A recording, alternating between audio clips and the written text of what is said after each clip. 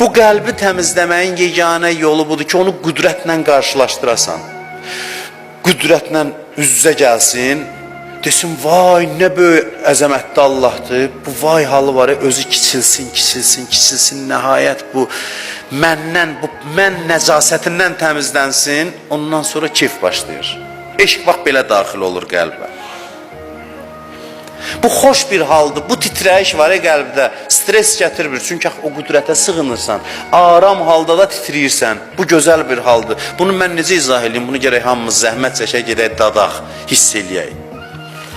Ürəyi təmizləmək sadə iş deyil, bu ürəyin öhdəsindən ancaq Allahın qüdrəti gələ bilir. Ona görə də gecə durdun namaza, bir göyə bax. İnnə fi xalqis səmavatı vəl ərs, bu ayəni oxu.